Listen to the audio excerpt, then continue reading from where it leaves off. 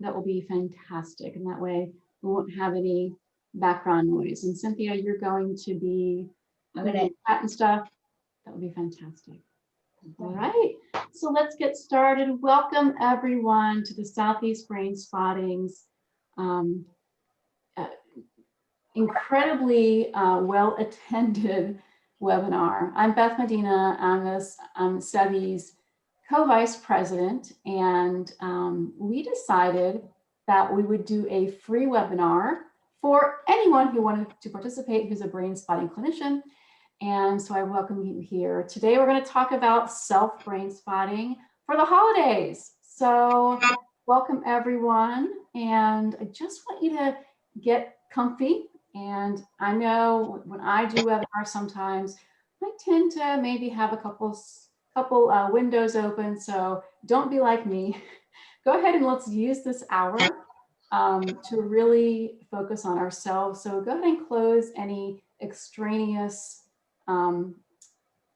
windows that you might have open, okay? And I just want to bring the attention right now to this beautiful community of people. And let's keep letting people in, right? We are so incredibly blessed to have such a wonderful, supportive group of clinicians in brain spotting. And so today, we wanted to give a gift to all of you who give so much. So I'm so grateful that you're here. Okay, so talking about the holidays. Just once again, please make sure that your mics are off. Yes. Okay. All right, let's get started. And so happy holidays. Today is actually the start of Hanukkah. So happy Hanukkah to all. And, you know, when you think about the holiday, oh, Cynthia, you can let these people in. When you think about the holiday, I just want you to let some words come to mind. And if you don't mind, just go ahead and throw a couple in the chat. So holiday, give me some words about the holidays. And let's see what we got, everyone. Connection, joy, love, festival, fake as chocolate for 8 days. Oh, cake as chocolate, what is, whoa, there's so many. Obligations, ooh, overfunctioning, family, loneliness, love actually, hectic, sad, stress, grief, celebration, joy, overstimulation, elf, I like it, okay. They're coming in so fast I can't read them all. Tradition, life. Fake ass chocolate. Oh, tradition, peaceful candles. Awesome. Okay, that was beautiful, everyone. So really good last one, ritual. Oh, ritual. Oh, I love it. I love it. So holidays. Now I about holidays and being a clinician.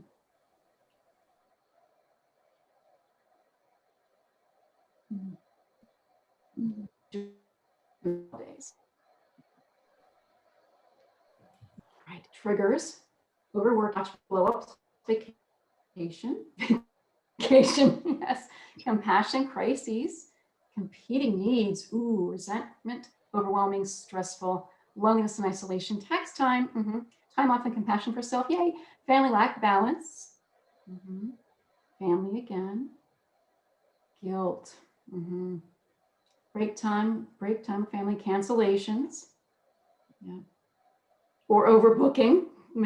Perhaps we were just talking before we got on here about how lots of clients come back at the holidays, right? Financial pressure, relaxation, more grief. Yeah, beautiful. So many things that we're holding space for our clients, but also we're people too, right? So we have the holidays, we have being a clinician, and now we also have, in 2020, COVID. So if we're looking at, somebody put stress in the first part of the chat. We look at how in our lives, we all have stress, but there are kind of these concentric circles of stress that start adding up and adding up over time. And they almost feel like, you can almost feel like you're being squeezed by it, right? And they're the compounding kind of stressors that can really get to us. And as clinicians, we are super wonderful at holding space for one another and holding space for our clients.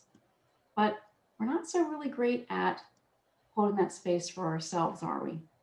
You know, we really do try. We try to practice what we preach. We try to do things that are soothing and that are true self-care.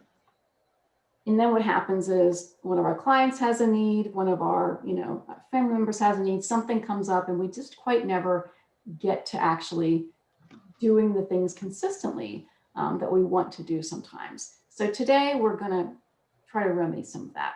And we're going to talk about how we can use self-brain spotting to work through any of the triggers that are coming up, any of the stress that's coming up, even grief and anything under the sun when it comes to the holidays, and really beyond that.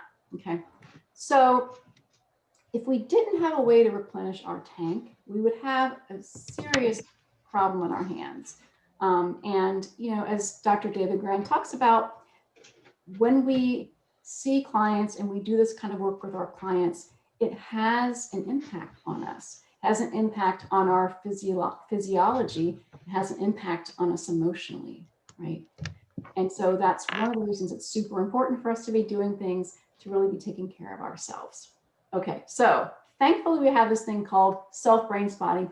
What is self-brain spotting, right? Well, you're all brain spotting clinicians. You know what brain spotting is, right? I hear people say, well, I've never actually been trained in self-brain spotting, so I don't know that I could even do it. But let me tell you, if you know how to do brain spotting on a client, you actually have all the tools that you need to do brain spotting on yourself. The trick is sometimes we don't make the time for ourselves, or sometimes we find it difficult to hold that space necessary for ourselves. So we know that brain spotting is this wonderful approach that has this beautiful dual attunement frame, right? So we're watching the client's physiology as we're also attuning to them relationally. Well, when you're doing self-brain spotting, there's not a dual frame. But actually, as Cynthia Schwartzberg kind of termed it, self-brain spotting is a way of nesting. So you're holding the space for yourself, okay? But it's not just like talking to yourself. It's almost like you're finding that nurturing part of you and holding that space for the parts of you that are maybe tired, that are overwhelmed, and the like, right? I actually wrote down a definition. Let's see. I'm going to go to my notes here. So self-brain spotting, just like brain spotting, is a no assumptions model. Okay. So for those of you who make the assumption of, I can't do this, it's going to be too hard, I really just want you to kind of just put that to the side for a second and just notice that that's a thought that might actually just be part of the process. Sometimes it might be hard for you to hold space for yourself, right? So it's a self-led focused mindfulness process where you create a nurturing place for yourself to explore, to notice, to digest, and to integrate the things that you'd like to heal or expand. So when we're talking about the holidays, you would take some time to think about how you're feeling about the holidays, what's coming up for you around the holidays, maybe some anticipatory anxiety that you might be feeling.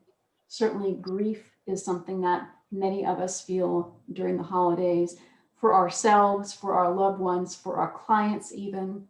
Um, Sometimes, even if we're going through a transition that's a positive transition, you have to let go, right? We are entering into the winter season here in the Western Hemisphere. And what that means to us and what that means nature-wise is things are settling down. So in the fall, the leaves started falling and the earth was preparing itself on this side of the earth for some hibernation, okay? Winter can be a very introspective time, but it can also be a very isolating time. And for clinicians, especially who work in private practice, it's really important that you nurture that part of you that might be feeling a little bit isolated, especially in the times of COVID, right? So today we're going to delve into some of the different ways that you can use self-brain spotting. But I first want to remind you that self-brain spotting, if you don't know, is an incredible way for you not just to work on your own stuff, but to actually be more creative in your practice with brain spotting with clients. One thing that I love to do is just try it out on myself as the guinea pig to see, what might come up for me when I have an idea about what to do, differently, or to tweak something in brain spotting. And I'll do that before I bring that to my client. And it's actually led to a lot of really interesting discoveries for me. So has anyone else had that experience where you've started doing some self-work and you're like, oh, this is how this works? Or, hey, I could try this with that client that I have. If you haven't yet, I'm sure that you will by the end of this week, because you're going to be starting some self-brain spotting today. Okay.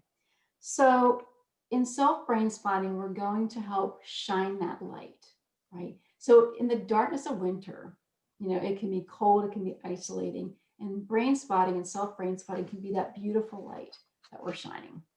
Now, in the chat, Cynthia, would you go ahead and put the link to Yeah. to that?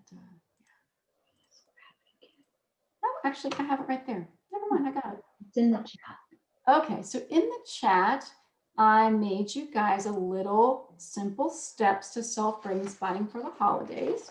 So you're welcome to print it out and follow along at some point.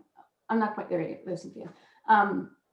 So, whenever we do these trainings, sometimes people are like, oh, that was really nice, but I don't know how to do it. So later you're going to be able to just go step by step through the process of doing some self-brain spotting. Okay. So here's what I'm going to do. I'm going to talk you through a couple of different ways of approaching self-brain spotting and talk about some examples. And then Cynthia is going to lead you through just a little grounding exercise, because Cynthia is the goddess of grounding, if you don't know that about her. And then after she does that, I'm going to ask you to just select one thing that you'd like to really focus this time on when it comes to the holidays. Something that you're struggling with in particular, that might be something that that needs some attention, or even something that you might want to expand. Some kind of positive experience that you want to be tapping into. Okay. So, and anytime if you have any questions, just feel free to type something in the chat, and Cynthia will be able to see that and let me know if I miss it. Okay. All right. So there are just a couple of guidelines that I like to follow when I do self-brain spotting. The first thing is to make sure I'm prepared. So, I like to have my pointers nearby just in case I feel inclined to use one. And when I do self-brain spotting, I do like to use music. So if you have your music, that's fantastic. You don't need to use your music. It's not going to, break anything if you don't have it. But you may find that it just is kind of more soothing, or might help you get deeper into your process if you're using your music. Okay. Now there are a billion and one probably different ways of using self-brain spotting. Okay. This is not the end all be all. This is just a little introduction into my way of doing it. As I said, chapter 13 in David's brain spotting book has a lot of information about self-brain spotting. But I wanted this to be really simple for you. One thing that people get really concerned about is, if I'm doing self-brain spotting on myself, and like, what happens if all of a sudden I get really triggered, right? So some people say, well, I don't even want to do activation brain spotting. I think I'd rather do resource brain spotting, because if I'm doing activation and I get too triggered, then what will happen? That won't be good, right? One thing that I say is that what David Grant says is that we're doing brain spotting all the time, right? Sometimes you find yourself just sort of staring off and really, kind of thinking about nothing, but being really, really focused. That's self-brain spotting, right? What would you do in quote unquote the real world if you got really, really upset and you weren't self-brain spotting? That's probably one thing that you would what to do if you're doing your own work, okay? Self-brain spotting, I think, can only be quote unquote dangerous if you are kind of not ready, willing, and able to hold space for yourself. And sometimes, like, we just hit places in our lives that are just really, really stressful, and we do need somebody else there with us, right? So I really wouldn't be terribly concerned about it being a really too activating experience, unless you've had that experience before, maybe with other therapies, or it's an issue that you're working on with your own therapist right now, you know. We sort of have an idea anyway if something is going to be too much generally. So for the exercise today, I'd like you to pick something to work on that you feel, you know, rather confident in, that you'll be able to get some real benefit with. Okay, so just like in regular brain spotting, there are different ways of finding brain spots. I think the easiest way and the simplest way is to start with gaze spotting. And certainly, if you like the pointer, you can use the pointer. So let's say that I've picked a topic I want to work on, you know, just the overall anxiety I'm feeling about the pressure of getting everything done during the holidays, right? So I might just notice where I, you know, notice that level of anxiety I'm feeling, get the suds, notice where I'm feeling it in my body. Let's say I'm feeling it in my stomach. And I'm just going to sit with that feeling until I get a gaze spot. And let's say it's right there. Okay. Now I could sit here and process on the gaze spot right there, or I could use a pointer and I could line up my pointer with where my gaze spot is. You know, and there might be some people that like that, some people that don't. You might not know if you like it. Just try it out, right? So that's one way of finding a gaze spot, or of doing self-brain spotting, the setup. Another thing is that sometimes you'll be working and it's kind of hard to find the gaze spot. So you can do a couple of things. You can close your eyes and notice the sensations and notice the activation. And then when you find your eyes resting, open your eyes and see where they're at. Or you could say, you know what, I'm just going to go straight for the inside window and just do it that way. Okay. There are no right or wrongs here, right? So if you want to do that, you just do it like you would with a client. So, okay, I'm feeling anxious about the holidays, getting everything done. Do I feel it more when I look to my right? More in the middle? Or more to my left? And then maybe it's like middle left, right? Okay, and then what happens when I go up? Maybe not much. What happens when I come down? Maybe it gets worse, right? So I'm going to find that spot, that sweet spot, where I can get the most access to that feeling of anxiety, right? And then I'm just going to see what comes up from there, just like I would ask a client to do, right? Sometimes using, where are my goggles? Using the goggles can be really a great thing to do. Oh, they're in my basket. Does everyone have a basket, a brain spotting basket? It's so nice to have. So if you haven't been to phase 2 training, you have no idea what these are. But if you have, then you do. I like to use the goggles with self-brain spotting when I need more focus on something, or when there seems to be something that I can't quite see, something that I'm missing. So in relation to the holiday, I might decide to use the goggles if I'm feeling like I'm too frantic and I don't know what to do next, right?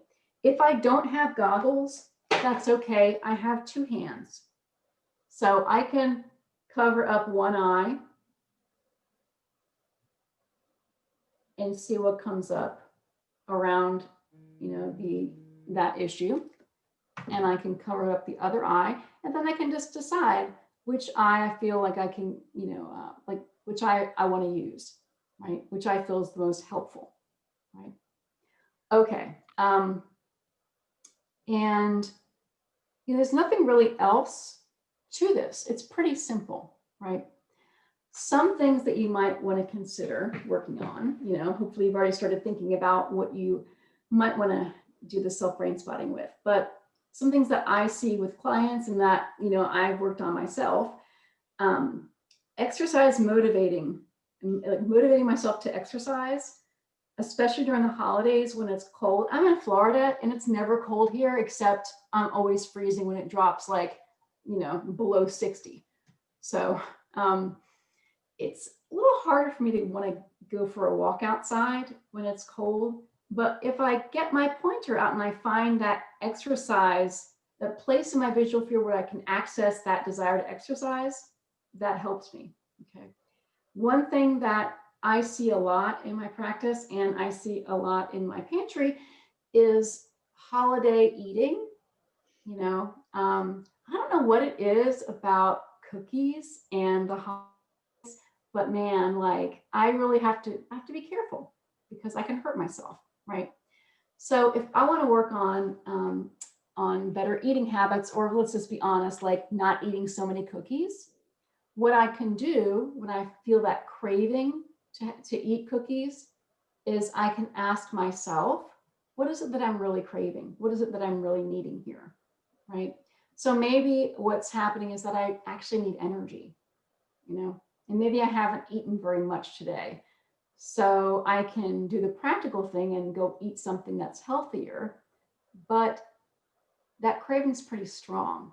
So what I might do is use my pointer to find the place where I can feel more energy, right? So I'm going to just get that energy feeling, and when I feel the energy right here in my heart, and I'm going to find the place in a visual field that will allow me to access that feeling of energy. And then I'm going to get up from my computer and go eat something. Because if I get up without doing that, chances are I'm going to eat a lot of cookies. And I don't want to do that, right? Staying within your budget is another thing. You can find a place in your visual field where you can access the anxiety that you feel about budgeting when it comes to holiday gifts. Or you can find a place in your visual field where you feel okay about the budget that you set, right? Many, many things that we can do. We can do expanding feelings of gratitude. This doesn't just have to be something that you're working on that you're struggling with.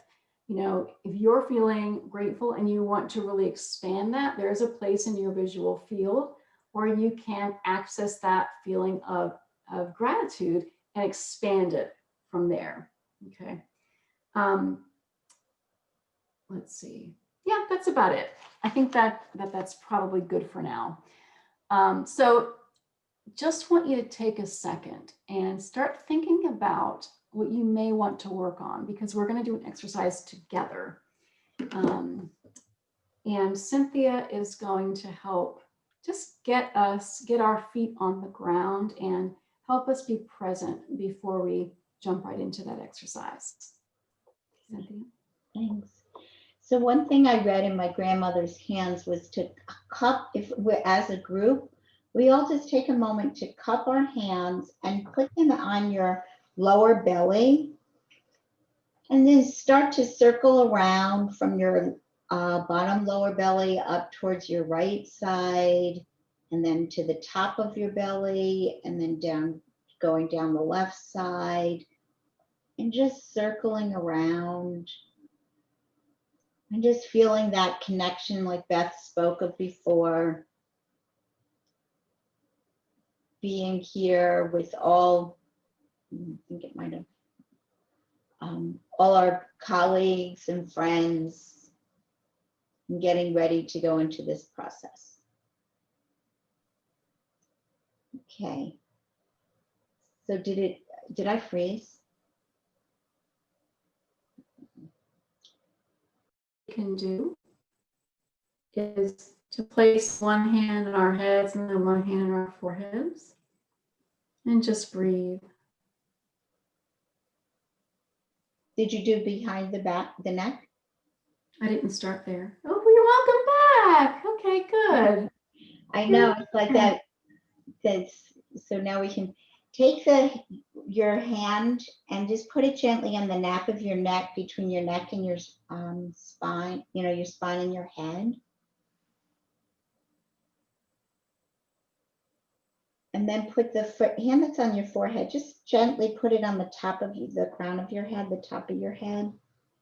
Just let your bring back your elbows. You open up your breath. You feel that connection from your top hand to your neck, connected to your spine. And just notice where your sit bones are in your seat, and very gently tilt your pelvis forward so you can feel your legs all the way down into your feet. Let's take another breath. And now just gently switch hands. So you put the other hand on the top of your head and the other one behind your neck. Open up your elbows so you can open up into your chest, open up your breath.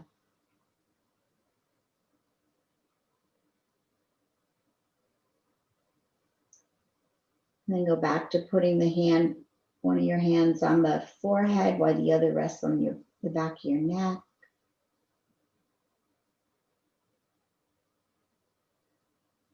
And just very slowly bring the one that's on the back of your neck into your heart. Just feeling the connection between your mind and your heart.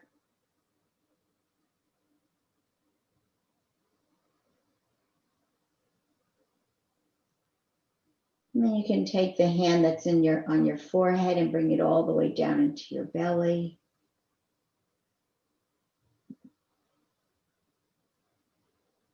And just feel yourself holding yourself, feeling the connection and that breath that goes between your heart and your belly.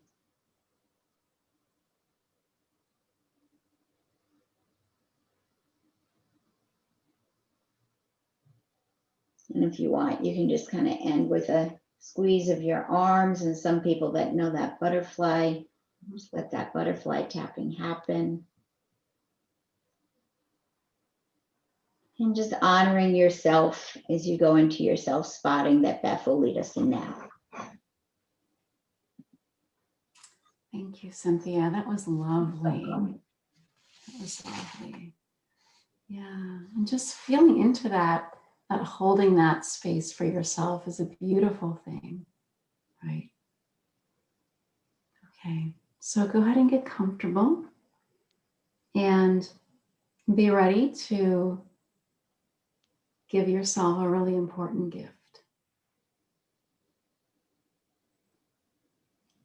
Just want you to ask yourself which aspect of your holiday experience you'd like to bring healing to.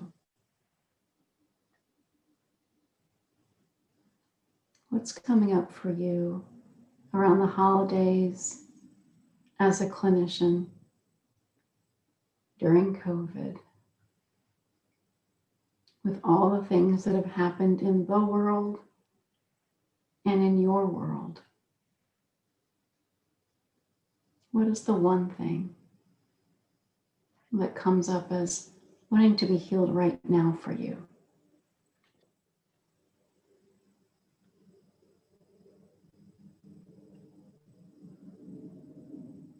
Knowing that at any time you can return and do this exercise again if there is more than one thing that comes up.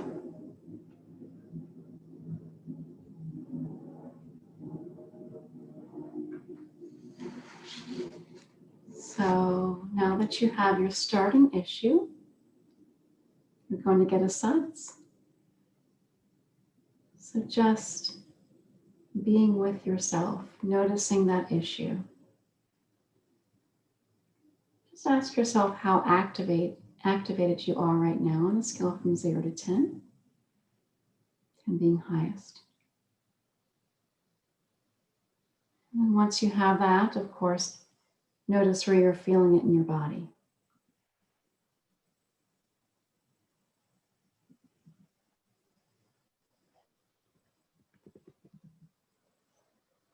Once you have that place in your body, It's now time to find your eye position. And some of you may naturally have just gone straight into gaze spotting. Others of you may want to use your pointer. Just give yourself all the time and space you need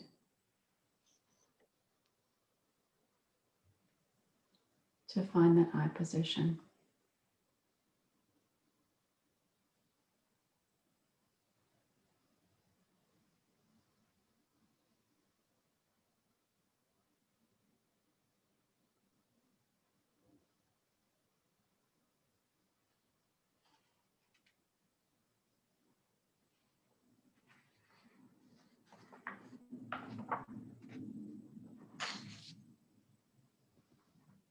And now that you've found your eye position,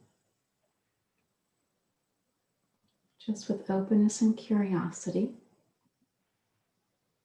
invite yourself to receive the healing. And just notice what's coming up moment by moment. And see where it takes you.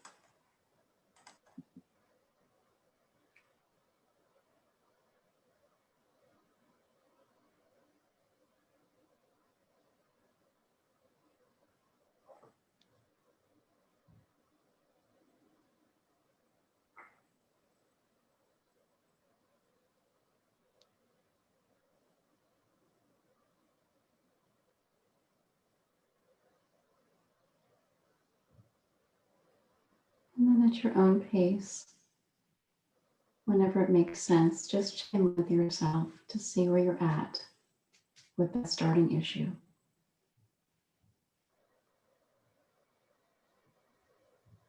And keep going from there.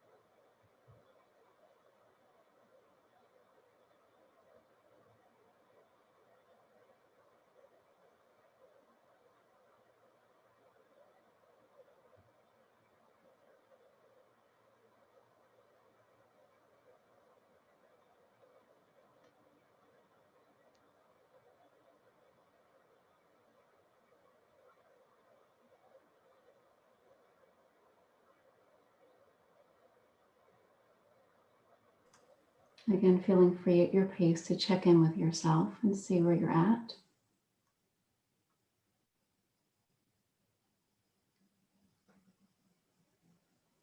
And see what else needs to come up.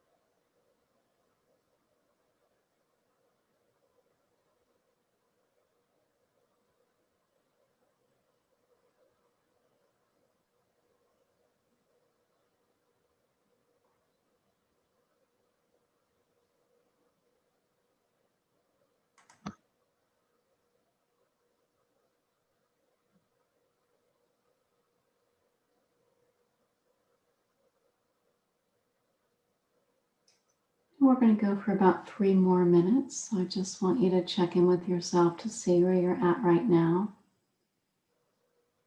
Check your suds if it makes sense. And see what else needs to come up with these last few moments.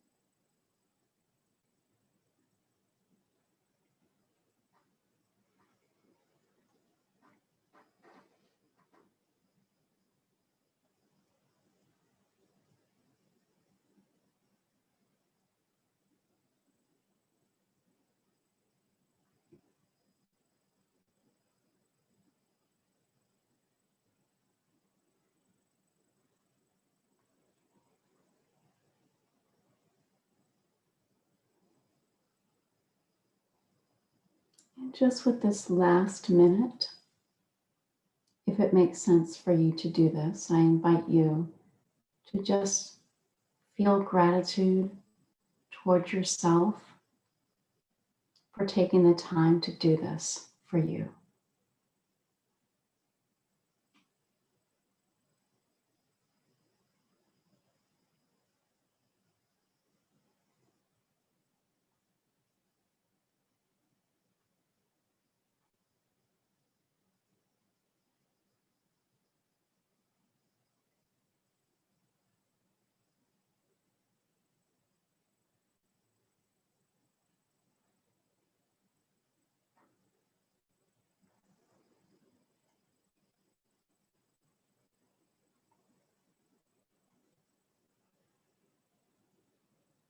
And if any of you have used one-eye brain spotting, this is a good time to balance yourself by closing the other eye. And then opening the eye that was closed the whole time. Just seeing if there's anything there. And then closing both eyes.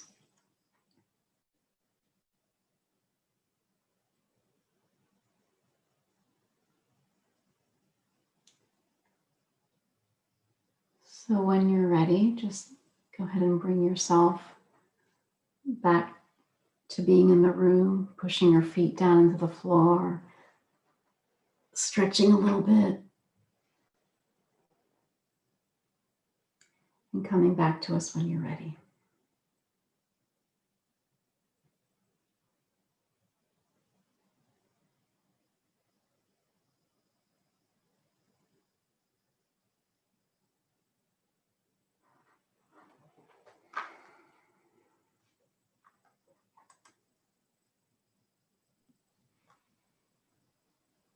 Thank you, Beth. That was really beautiful.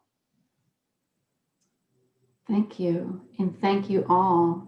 I saw some really beautiful processing that you were doing. So I know that sometimes when we do this work, there aren't words that are available right away.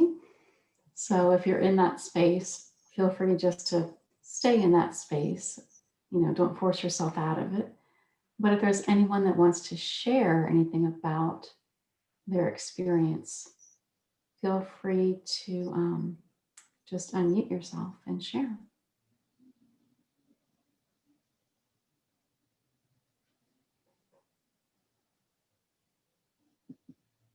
I feel like I got a lot of answers.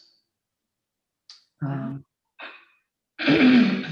just feel like I got a lot of answers that maybe I already knew, but it feels more connected. Thank you. Awesome, Sarah. And good to see you again. Hi. I hope you're well. Beautiful. Okay. Hi. I actually have like an observation and a question, because I noticed that I've tried to do some self brain spotting before, and I noticed also in this experience that, I think when I like push myself and challenge to do it and lean into it, I can get to some really interesting processing spaces. But I'll also notice that when I try to do the steps of trying to like notice my SUDS level or kind of come back to where my body is, like I get almost like really hung up on what process I'm following in order to do this, that I kind of take myself out of my limbic state and go a little bit more into my like provider noticing observer mind. And I'm just wondering, like, maybe it's something I should just lean into and notice and see where it takes me, but also wondering if there's any kind of strategies that help kind of keep you in a processing state while also noticing the structure and process and moving in that way. That's a great question. So can I stay in my subcortical brain when I'm checking in with a cortical process? What I would say, Shelley, is, to me, that's an indication that your inner wisdom is saying, forget the SUDS, no need to check in. Sometimes we need a longer period of time. I mean, when I do my own processing, I don't check in every 2 minutes with myself. That's why I say, look, if it makes sense, check in. But if not, just keep going. Sometimes we can go, just like a client, sometimes can go 10 minutes with saying nothing, or some clients go 30 minutes or 40 minutes, right? You just want to trust your own process. And you know, your processing, just like with clients, their processing comes and goes in waves, right? When you find yourself reaching the top of the wave, you can come up for air, right? That would be a good time to check in if you want to, but you don't have to. You can just keep going up and down through the waves. And then, at about, maybe when a song switches over, if you're doing music, or maybe you're working with a timer and you set a timer for, maybe you want to process for 20 minutes. So you set a timer to go off at 15 minutes. And then that's the time that you check in with yourself to see if there's anything else there. This is a really creative process and individualized process. So what I would say is that's saying to me that you just need to trust yourself and forget about the suds and all of that. When you're doing the setup, just like with a client, you don't always have to ask for the suds. You don't always have to ask for where they're feeling it in their body. The same thing is true when we're working with ourselves, because like you already sort of know without knowing that you know. So sometimes you can just jump right into the processing without having to do all of the steps, but just because this is a demonstration of a way that you can set up, that's why we went through all the steps. That's not totally necessary. Sometimes when I'm doing processing, like I'll notice, like maybe I'm feeling anxious about something, or I'm like, ooh, do I have any cookies? Right? I don't say, well, what's my suds and all that. I'll just notice that craving, or that desire to pull myself out of what I'm doing. And I'm going to find that distraction spot. Maybe I'm going to find that spot that says cookies in the pantry, right? And just get curious about it, right? But that's a great question. Thank you. Yeah, that's helpful. Thank you so much. Sure. It makes me think about, sometimes I'll get into almost like a constructive dissociation. So like there's that little observer part that comes in and then pops back out, So we're all wired differently inside. And I think what Beth is really saying is honor the way you are. Yes. Thank you. That was very concise. I'm wondering if you ever go to another spot. You're connected to a spot, and you kind of have like two aspects of one thing that's going on, but you feel pulled to just completely move the pointer when you're self-spotting. If that's something that comes up for you. You certainly can. That's also why it's good to have, lots of pointers around. And, if you're working with a client and you're holding this spot for them and they're drawn to go over here, you don't move the pointer. You hold the pointer because this is an anchor, right? Like this is the port in the storm kind of a thing. And you invite them to follow wherever their process is taking them, going back there, but they're going to come back here. Right? Yes.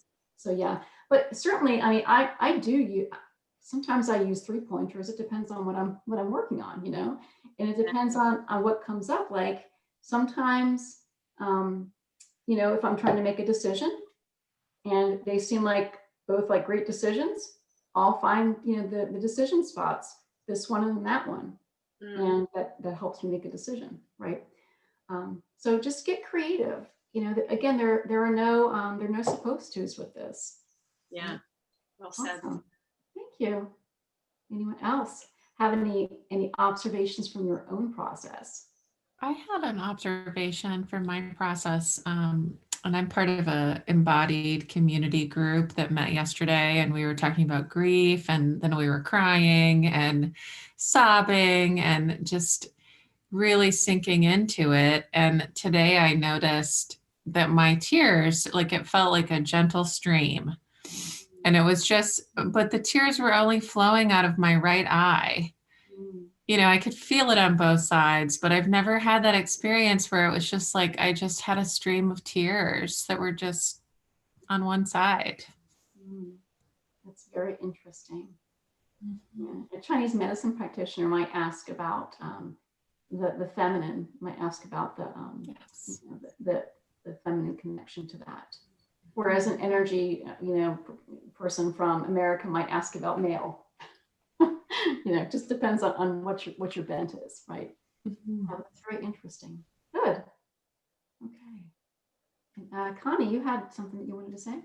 Yeah, I just wanted to jump in and say that I was working on a block and I had a sense that it had some kind of element of freeze to it. And so I used proximity and a red ball and a Christmas bilateral music. And it was just amazing. There were absolutely no concepts or words, but my body just kept releasing. I was shivering and tearing and, so it was just tremendous release that I felt. Mm-hmm. Isn't that amazing? I love when I start twitching when I'm doing self-spotting. And it's so fun to just be able, because the practitioner me is like, that's so interesting, right? And my body's still able to release it at the same time. So that's fun. Good for you. Yeah. Was this the first time for anyone? By the way, Lena, this is the first time you ever did self-spotting because you're brand new to brain spotting. Welcome to our family. Sarah, that was your first time? Okay. Thank you. All right. Awesome. So I know that for the first time, people, it can feel like, well, sure, it worked doing it in a group because I was led, but can I do this on my own? And what I would say is that if that question is coming up, that's probably part of your process. Like we have doubts about ourselves and our abilities to do different things. So if that comes up, I would just invite you to lean into it and be curious about where that's coming from for you, right? Somebody asked Connie where the bilateral music for Christmas came from, where you found that gem. Well, it's actually a CD that I'm releasing, but I'm going to put the website in the chat. But it was supposed to come out last week, but it's played by a Renaissance lutenist, and it's Renaissance lute playing the Christmas melodies, and it's bilateral hand pan back and forth. So it's really, I'm just loving it for all my processing. So I'll put it in the chat. How fun. Yeah, so you'll have to Thanks, let us know Connie. when it comes out, drop a link. I Fun. found something very interesting when you mentioned the first time, and is the words that were initially when I first started brain spotting going through my head of, okay, what do I say? Do I say something now? And things like that. All of that that came up for me with me, and it sounded more like. I'm too still right now, but I allotted this time for me, like a lot of confirmation of like, stay still. But my initial thoughts when I had experienced that in phase one was like, I'm doing something wrong. But today I understand that I'm doing something right. So really, really thank you. Thank you. That's awesome, Sarah. Awesome. Yeah. Thank you. Thank yourself for allowing yourself to do this, right? Yeah. I mean, I'm just thrilled at how many people showed up in person. Well, online, but live. Yeah, that's beautiful. Okay. Any last comments or questions? What about questions about self-spotting that might have come up that you may be wandering? Well, I started to ask in the chat about with self-spotting, has anyone thought to use the mirror in your wand so that you see yourself? That just seemed interesting when you were first talking about the setup. Mm-hmm. Yeah, this is one of these things that came to mind for you to do. I know that looking in the mirror and looking into your own eyes is a beautiful gaze spot and connection spot to use with self-brain spotting. But I haven't tried it with doing that and having a pointer. That sounds really interesting. So somebody at a training had recommended, I think Pet Boys has an antenna that has a mirror on it, and it's a perfect pointer. Oh, that's So go for it. Oh, that's cool. We are going to need to come towards closure, Beth. Is there any other quick questions before we end? So I do want to give a big shout out to Beth for this amazing presentation and inspiring us to, use the resources that are already within us. So Marianne, can you please mute? Okay. So Thank you, because we all know brain spotting, so why not use what we already know? And what an inspiration for our own self-healing.